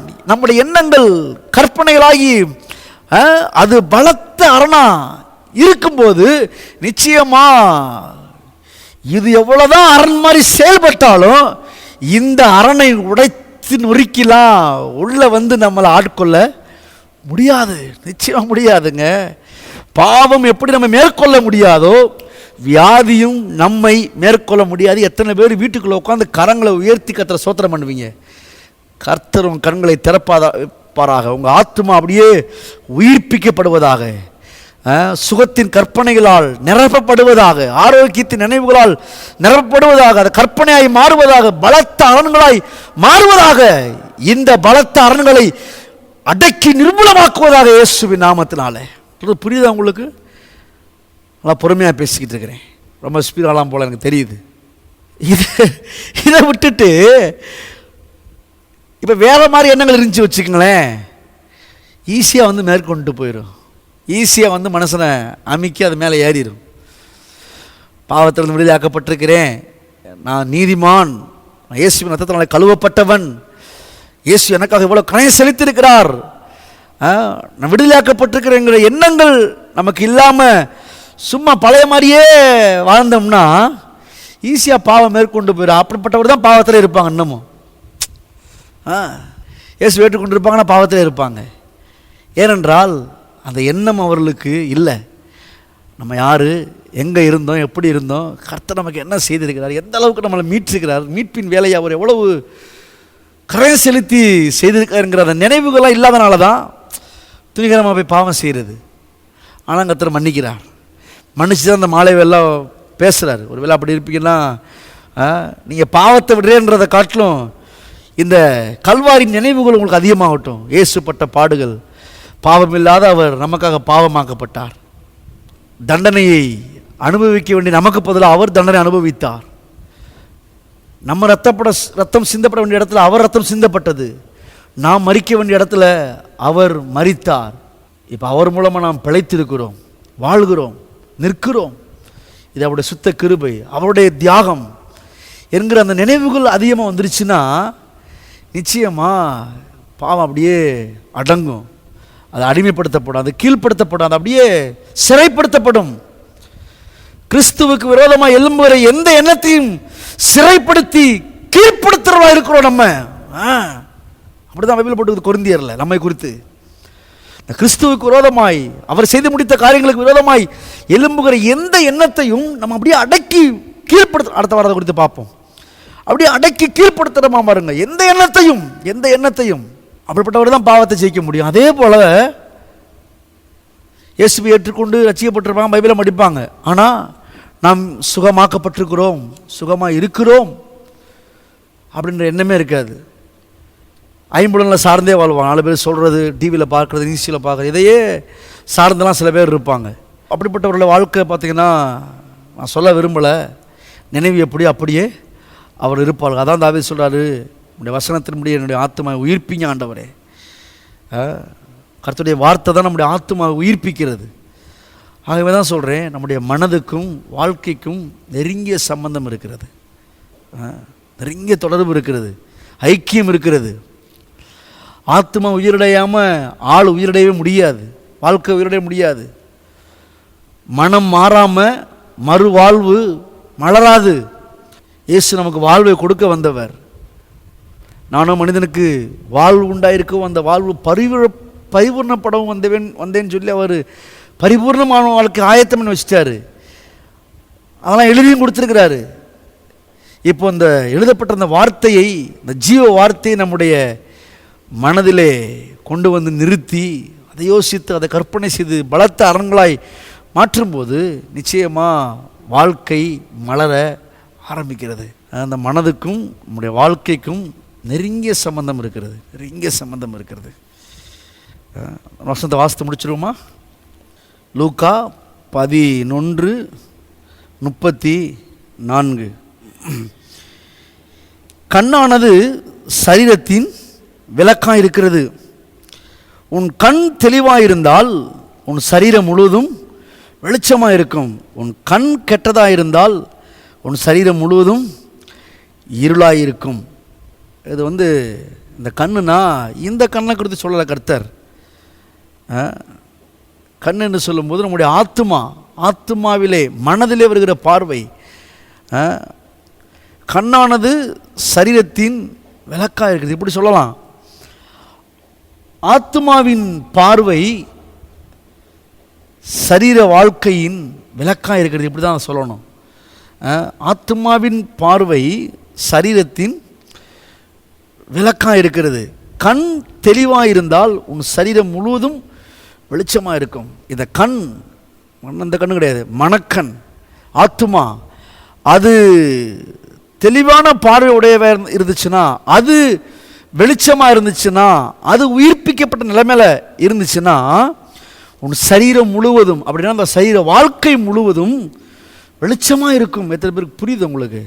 இந்த மனதுக்கும் சரீர வாழ்க்கைக்கும் நெருங்கிய சம்பந்தம் இருக்கிறதுன்னு சொன்னேன். அதுக்கு ஆதார வசனம் தான் இது. கண் தெளிவாக இருந்தால் உன் சரீரம் முழுவதும் வெளிச்சமாக இருக்கும். உன் கண் கெட்டதாக இருந்தால் சரீரம் முழுவதும் ஏர்லாக இருக்கும். அருமையாக சொல்லப்பட்டிருக்கிறது. கண் வெளிச்சமாக இருந்துச்சுன்னா, தெளிவாக இருந்துச்சுன்னா, பார்வை சரியாக இருந்துச்சுன்னா வாழ்க்கை முழுவதும் சரியாக இருக்குன்றாரு. கண், இந்த பார்வை சரியில்லாமல் இருந்துச்சுன்னா, இருள் என்று சொல்லும்போது இந்த உலக பிரகாரமான காரியங்களை யோசித்து கொண்டிருப்போமானால் வாழ்க்கை முழுவதுமே இருளாக இருக்குமா பாருங்க. மனிதனுடைய நினைவு எப்படியோ அப்படியே அவன் இருக்கிறான். இப்போ 35, ஆகையால் உன்னில் உள்ள வெளிச்சம் இருளாகாதபடிக்கு நீ எச்சரிக்கையாயிரு. அந்த மனதிலே வெளிச்சம், அதைத்தான் எப்படி சொல்கிறதுனா, வெளிச்சமாக இருக்கிறது, மனது தெளிவாக இருக்கிறது, மனம் உயிர்ப்பிக்கப்படுகிறது, புதிதாக்கப்பட்ட நிலைமையில் இருக்கிறது. இதுக்கு பேர் தான் மனம் மாறுறது, தெளிவாகிறது, உயிர்ப்பிக்கப்படுறது, தரிசனங்களால் நிறைகிறது. அப்படி இந்த மனது இப்படி இந்த லெவலில் மாற ஆரம்பிச்சிச்சுன்னா வாழ்க்கையே மாறிடுமா பாருங்க. கண் தெளிவாக இருந்தால், அப்போது கண்ணை தெளிவாக்குறது எது? இப்போ இந்த கண்ணை தெளிவாக பார்க்கணும்னா வயசானவர்களுக்கு என்ன பண்ணுறாங்க? போய் ஆஸ்பத்திரியில் போய் லென்ஸ் வைக்கிறாங்க, மருந்து போடுறாங்க, எல்லாம் பண்ணுறாங்க, கண் தெளிவாகிடுது. நம்முடைய ஆத்மாவுள்ள இருக்கிற அந்த கண் பார்வை, அந்த மனக்கண் தெளிவாக இருக்கணும்னா என்ன செய்யறது? அதான் சங்கீதம் 19 வாசித்தோம். போயிருமா பங்க? சங்கீதம் 19 நல்லா கவனிங்க. லூக்காலாம் வாசிக்கிறோம். கண்ணானது சரீரத்தின் விளக்காக இருக்கிறது. உன் கண் தெளிவாக இருந்தால் சரீரம் முழுவதும் வெளிச்சமாக இருக்குது. இப்படி சொல்லலாம். உன்னுடைய மனக்கண் தெளிவாக இருந்தால் உன்னுடைய சரீர வாழ்க்கை முழுவதுமே தெளிவாக இருக்கும், வெளிச்சமாக இருக்கும், சூப்பராக இருக்கும், நல்லா இருக்கும்ன்றாரு. அந்த வசனத்தை எத்தனை பேர் படிச்சிருக்கீங்கன்னு தெரியல, இப்போ எத்தனை பேருக்கு புரியுதுன்னு தெரியல. கண் தெளிவாக இருந்தால் வாழ்க்கை வெளிச்சமாக இருக்கும். சரி, இப்போ கண்ணை தெளிவாக்குறது எது? வாசிப்போம். சங்கீதம் 19 வாசித்ததான் முதல்லையே. 19:8 கர்த்தருடைய நியாயங்கள் செம்மையும் இதயத்தை சந்தோஷிப்பிக்கிறதுமா இருக்கிறது. கர்த்தருடைய கற்பனை தூய்மையும். எப்படிங்க எல்லாரும் தூய்மையும்? கர்த்தருடைய இந்த வார்த்தைகள் ரொம்ப தூய்மையாக இருக்குதான். அது மாத்திரமல்ல, கண்களை தெளிவிக்கிறதா இருக்கிறது. கண் தெளிவாக இருந்தால் சரீரம் முழுவதும் வெளிச்சமாக இருக்கும். அப்போது சரீரம் வெளிச்சமாக இருக்கணும், சரீர வாழ்க்கை நல்லா இருக்கணும், சரீர வாழ்க்கை ஆரோக்கியமாக இருக்கணும், சரீர வாழ்க்கை அழகாக இருக்கணும், அருமையாக இருக்கணும் அப்படின்னா அதை எங்கே தொடர்புபடுத்துகிறாருன்னா, கண் தெளிவாக இருந்தால் வாழ்க்கை முழுது வெளிச்சமாக இருக்கும், நல்லா இருக்கும்ன்றாரு. அப்போது கண்ணை வெளிச்சமாக்குறது, கண்ணை தெளிவாக்குறது எது? கர்த்தருடைய கற்பனை தூய்மையும் கண்களை தெளிவிக்கிறதுமா இருக்கிறது. அந்த ஆத்துமாவை உயிர்ப்பிக்கிறது மாத்திரமல்ல, ஒரு தெளிவை கொடுக்கிறது, தெளிந்த புத்தியுள்ளவர்களாய் மாற்றுகிறது. இதுவரைக்கும் குழம்பின புத்தியுள்ளவர்களாக இருந்தோம், அலம்பின புத்தியுள்ளவர்களாக இருந்தோம், அலப்பப்பட்டோம். எண்ணங்களால், பற்பல எண்ணங்களால் நம்ம அலக்களிக்கப்பட்டோம். ஆனால் அந்த வார்த்தை தான் அப்படிப்பட்ட எண்ணமுடையவர்களை தெளிந்த எண்ணமுடையவர்களாய் மாற்றுகிறது. எத்தனை பேருக்கு புரியுது உங்களுக்கு? ஆமேன். கர்த்தருடைய வார்த்தை கற்பனை தூய்மையும் கண்களை, மனக்கண்களை தெளிவிக்கிறதுமா இருக்கிறது. இது வரைக்கும் பல வார்த்தைகளை கேட்டு பல காரியங்களை பார்த்து அப்படியே அலக்களிக்கப்பட்டு கெட்டு போய் குழம்பி கிடந்த அந்த ஆத்துமா எப்படி கண்ணு, இந்த கண் அப்படியே கெட்டு போய், ஒரு சில வயசாயிட்டா பார்த்தீங்கன்னா கெட்டு போய் குளன்னு ஆகி ஒரு மாதிரி ஆகி ஒரு மாதிரி கெட்டு போகிறதோ, அப்படி போல் நம்முடைய ஆத்மாவும் கெட்டு போகிறதான் பாருங்க. இப்போ இந்த கண்ணை சரி செய்யறதுக்கு ஆஸ்பத்திரிக்கு போயிடுறோம், ஆனால் ஆத்மாவை சரி செய்யறது எந்த ஆஸ்பத்திரிக்கு போகிறது? எத்தனை பேருக்கு புரியுது உங்களுக்கு? நம்முடைய அந்த மனக்கண்ணை, ஆத்ம மனக்கண்ணை சரி செய்யணும்னா, அதை தெளிவாக்கணும்னா, அது அந்த கலங்கி இருக்குது, குழம்பி இருக்கிறது, குளன்னு இருக்கிறது, அதெல்லாம் மாற்றணும், ஒரு தெளிவு அடையணும், பார்வை, தரிசனம், கற்பனை சரியாக இருக்கணும், பிரகாசமாக இருக்கணும். அப்படின்னா வாழ்க்கை ஒளிமயமான எதிர்காலத்தை சிந்திக்கணும். அப்படின்னா அந்த அளவுக்கு நம்முடைய மனக்கண்களை தெளிவாக்குறது தேவனுடைய வார்த்தைக்கு மாத்திரம்தாங்க அந்த பவர் இருக்கிறது. எதை பேர் ஆமீன்றீங்க? நல்லா தூய்மை ஆக்கிரும். கர்த்தருடைய கற்பனை தூய்மை ரொம்ப சுத்தமாக்கிருமா பாருங்க, குழம்பி கிடக்கிற மனதை. கர்த்தருடைய வார்த்தை கற்பனை ரொம்ப தூய்மையாக இருக்குதான். தூய்மையாக இருக்கிறது மாத்திரமல்ல, நம்முடைய கண்களை தூய்மை ஆக்குதான். இது வரைக்கும் பார்த்த பார்வையெல்லாம் விட்டு தள்ளிட்டு ஒரு அழகான பார்வை, நல்ல தரிசனம், நல்ல சொப்பனங்கள், நல்ல கனவுகள், நல்ல நினைவுகள், அப்படிப்பட்டவர்களாய் மாற்று தான் தெளிந்த புத்தி உள்ளவர்களாய். இது வரைக்கும் குழம்பிய கிடந்த இப்போ ஒரு தெளிவு இருக்குது நமக்கு. இல்லை, கர்த்தர் என்னை குறித்து இப்படி சொல்லி எத்தனை பேருக்கு அந்த தெளிவு இப்போ வருது? தெளிவு வருதா? கேட்ட காரியங்களை கேட்டு அப்படியே இப்போலாம் இப்போ கொஞ்ச நேரத்துக்கு கூட குழம்பிக்கு இருந்திருப்பீங்க. காலை நியூஸ் பார்த்துருப்பீங்கல்ல, பேப்பர் பார்த்துருப்பீங்கல்ல, அங்கங்கே போன இடத்துல சில வார்த்தையில் கேட்டிருப்பீங்கல்ல, என்னடாது அப்படின்னு சொல்லி அந்த மனது குழம்பி வந்து உள்ளே உட்காந்துருக்கீங்க வீட்டுக்குள்ளே. இப்போ அந்த குழம்பி கிடக்கிற, அந்த கலங்கி கிடக்கிற, அந்த தூசி விழுந்த, பிசாசுன்ற வார்த்தைலாம் தூசி தான், தூசி விழுந்து கலங்கி கிடக்கிற அந்த மனதை இப்போ தேவனுடைய வார்த்தை அப்படியே தூய்மையாக்குறது. தூசியெல்லாம் ஒதுக்குது, கேட்க கேட்க தூய்மை ஆக்குதா? ஆக்கணும். அப்போ தான் கவனிக்கிறீங்கன்னு அர்த்தம், சரியாக இருக்கீங்கன்னு அர்த்தம். ரெண்டாவது, தூய்மை ஆக்கிறது மாத்திரமல்ல, ஒரு தெளிந்த சிந்தையை உண்டாக்குறது. காலைல கேட்ட சத்தங்கள்லாம் பயத்தை உண்டாக்குச்சு, கவலையை உண்டாக்குச்சு. ஆனால் இப்போ சொல்கிற வார்த்தை ஒரு தெளிவை உண்டாக்குது. இல்லை, நான் சுகமாக தான் இருப்பேன், ஆரோக்கியமாக தான் இருப்பேன், சங்கீதம் 91 என் வாழ்க்கை அப்படி நிறைவேறும். யாத்திராகமம் 23 சொல்லப்பட்ட அந்த சுகத்திற்கான ஆசீர்வாதம் எனக்கு சொந்தமாகும். 1 பேதுரு 2:24 சொல்லப்பட்டபடி அவருடைய தழும்புகளால் நான் சுகமாக இருக்கிறேன். மத்தேயு 8 சொல்லப்பட்டபடி அவர் தாமே என்னுடைய நோய்களை ஏற்றுக்கொண்டு என்னுடைய வியாதியெல்லாம் சிலுவையிலே சுமந்து தீர்த்தார். ஆகவே நான் சுகமாய் இருப்பேன். அவர் தாமே மெய்யாகவே என்னுடைய பாடுகளை ஏற்றுக்கொண்டு, ஏசாயா 53 ஞாபகத்துக்கு வருது. பாடுகளை ஏற்றுக்கொண்டு என்னுடைய வேதனையெல்லாம் சுமந்து தீர்த்து விட்டார். அவருடைய தழும்புகளால் நாங்கள் சுகமாகிறோம். ஆகவே இப்போலாம் என்னை குறித்து சொல்லப்பட்டிருக்கிறது. ஆகவே சுகம்தான் என் பங்கு, ஆரோக்கியம் தான் என் பங்கு, நீடித்த வாழ்க்கை தான் என் பங்கு. நான் என் பிள்ளைகளின் பிள்ளைகளையும், எதை பேர் ஆமேன்றீங்க, பிள்ளைகளை மாத்திரம் பார்த்தா பத்தாது. கர்த்தருடைய பிள்ளைகள் உங்கள் பிள்ளைகளை மாத்திரம் பார்த்தா பத்தாது, பிள்ளைகளின் பிள்ளைகளையும் இஸ்ரவேலுக்கு உண்டாகும் சமாதானத்தையும் காண்பாய். எத்தனை பேர் ஆமேன்னு சொல்கிறீங்க? நீங்கள் பேரன் பிள்ளைங்க உங்களுக்கு அடுத்து 4வது தலைமுறை வரைக்கும் நீங்கள் பார்க்கணும். எத்தனை பேர் ஆமேன்? கர்த்தருடைய வருகை தாமதிக்குமானால் கர்த்தருடைய சித்தம் இதுதான். 3-4 தலைமுறைகளை நீங்கள் பார்க்கும்படியான தீர்க்காய்ச்சி தான் உங்களை கொடுத்து தேவன் வைத்திருக்கிற சித்தம். அப்படின்ற அந்த நினைவு நம்முடைய மனதை அப்படியே தெளிவுபடுத்துது, நம்முடைய மனதை அப்படியே தூய்மையாக்குது, அப்படியே வெளிச்சமாக்குது.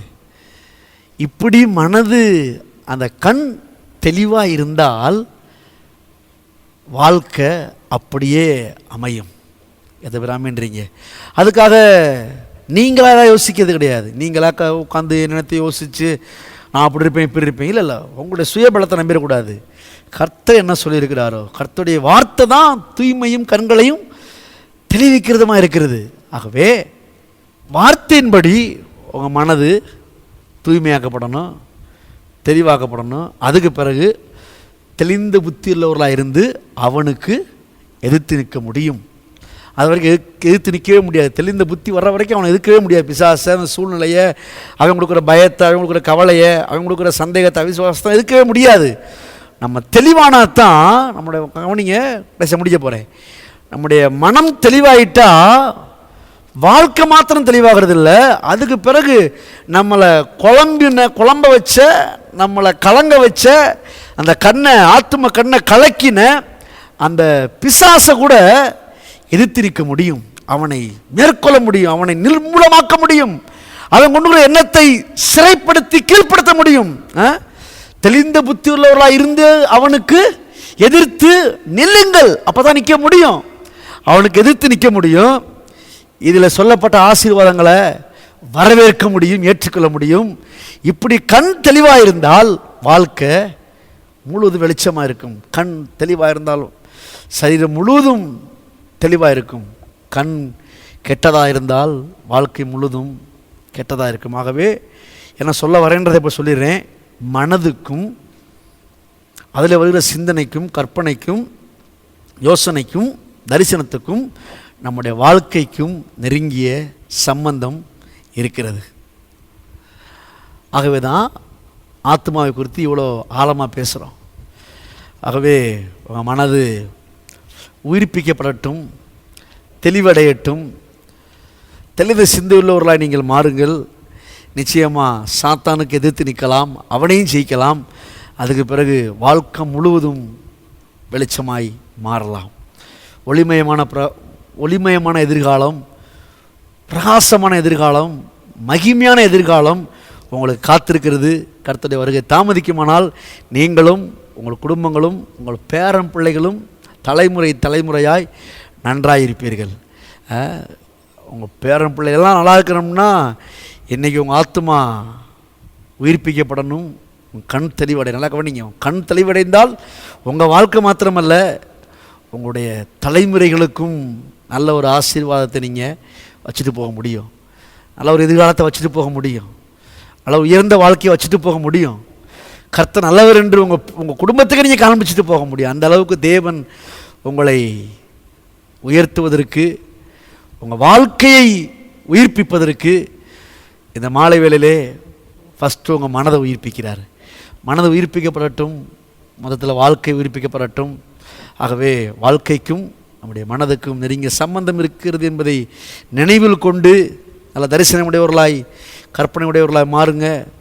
மண்ணோட ஒட்டிக்கிட்டு இருந்துச்சுன்னா, தெளிவில்லாமல் இருந்துச்சுன்னா அந்த வார்த்தை அதிகமாக நேசிங்க. உயிர்ப்பிக்கப்படட்டும், தெளிவடையட்டும், வாழ்க்கை முழுவதும் வெளிச்சமாய் பிரகாசிக்கட்டும். கர்த்தர் உங்களை ஆசீர்வதிப்பாராக, உங்கள் வாழ்க்கையை பிரகாசிக்க பண்ணுவாராக. ஆமேன். கரங்களை முடி ஜெபம் பண்ணுவோம். ஸ்தோத்திரம் ஆண்டவரே, உமக்கு ஸ்தோத்திரம், ஸ்தோத்திரம், ஸ்தோத்திரம். நல்லவரே, நாங்கள் உண்மை துதிக்கிறோம், ஸ்தோத்திரிக்கிறேன் கர்த்தாவே. கொடுத்த வார்த்தைகளுக்காக ஸ்தோத்திரம், அன்பின் வார்த்தைகளுக்காக ஸ்தோத்திரம் ஆண்டவரே. உண்மை துதிக்கிறோம். எல்லா வாய்களுக்கும் கர்த்தரை ஸ்தோத்திரம் பண்ணுவோம். கர்த்தர் நல்லவர். இந்த மாலை வேலை கர்த்தரமும் இடைப்பட்டார் பரிசுத்த ஆவியானவருக்கு கரங்களை உயர்த்தி கர்த்தரை ஸ்தோத்திரம் பண்ணுவோம். ஸ்தோத்திரம் ஆண்டவரே, உமக்கு ஸ்தோத்திரம். ஹல்லேலூயா. ஆத்துமாவே நன்றி சொல்லு, முழு உள்ளத்தோடு. என் ஆத்துமாவே நன்றி சொல்லு, முழு உள்ளத்தோடு. கர்த்தர் செய்த நன்மைகளை ஒரு நாளும் மறவாதே. கர்த்தர் செய்த நன்மைகளை ஒரு நாளும் மறவாதே. அன்பின் பிதாவே, கர்த்தராகிய இயேசுவின் நாமத்தில் இந்த மாலை வேளையிலே நன்றியோடு நாங்களும் ஸ்தோத்திரிக்கிற ஆண்டவரை துதிக்கிறோம். கர்த்தராகிய இயேசுவின் நாமத்தினாலே உம்முடைய சமூகத்தில் நாங்கள் நிற்கிற ஆண்டவரே, கொடுத்த நல்ல வார்த்தைகளுக்கு ஸ்தோத்திரம். வார்த்தையை கேட்கும் போதே எங்கள் மனம் இன்றைக்கு உயிர்ப்பிக்கப்பட்டிருக்கிறது. எங்களுடைய கண் தெளிவாக இருக்கிறது ஆண்டவரே. இதை சொல்லியிருக்கிறீரே, கண் தெளிவாக இருந்தால் சரீரம் முழுவதும் வெளிச்சமாக இருக்கும் என்று சொல்லியிருக்கிறீரே. இப்பொழுது உயிர்ப்பிக்கப்பட்ட ஆத்துமா, தெளிவடைந்த ஆத்துமா, அவருடைய வாழ்க்கை முழுவதும் உயிர்ப்பிக்கப்படுவதாக, வாழ்க்கை முழுவதும் வெளிச்சமாக்கப்படுவதாக, நல்ல வாழ்வு ஒவ்வொருவருக்கும் வந்து பலிப்பதாக, நினைவு எப்படியோ அப்படியே இருப்பார்களாக இயேசுவின் நாமத்தில். கர்த்தர் அப்படியாக செய்கிறீர். நல்ல வார்த்தைகளை உறுதிப்படுத்துகிறீர். நல்ல நாமத்தை மேம்படுத்தியதற்காக ஸ்தோத்திரம். ஒவ்வொருவரையும் ஆசீர்வதிங்க, தொடர்ந்து பாதுகாத்துக் கொள்ளுங்க, வழி நடத்துங்க. உடைய கிருபை எங்களை சூழ்ந்து கொண்டிருக்கிறது, உடைய காருண்யம் எங்களை சூழ்ந்து கொண்டிருக்கிறது. உடைய பெரிய தயவினால் நாங்கள் நன்றாக இருக்கிறோம் ஆண்டவரே. இன்னும் நன்றாக இருப்பார்களா என்று சொல்லி இயேசுவின் நாமத்தில் ஆசீர்வதிக்கிறோம். நல்ல நாமத்தை மேம்படுத்துகிறோம், உயர்த்துகிறோம். எங்கள் ஜீவனுள்ள நல்ல பிதாவே, ஆமேன், ஆமேன், ஆமேன். என் ஆத்மாவே கர்த்தரை ஸ்தோத்திரி, என் முழுமே பரிசுத்த நாமத்தை ஸ்தோத்திரி. என் ஆத்மாவே கர்த்தரை ஸ்தோத்திரி. கர்த்தர் செய்த சகல உபகாரங்களையும் மறவாதே. நம்முடைய கர்த்தராகிய இயேசு கிறிஸ்துவின் கிருபையும் பிதாவாகிய தேவனுடைய அன்பும் பரிசுத்த ஆவியானவருடைய அன்பும் நினைக்கும் சந்தோஷமும் சமாதானமும் என்றைக்கும் என்றைக்கும் சதா காலங்களிலும் நம் அனைவரும் கூட இருப்பதாக. ஆமேன், ஆமேன்.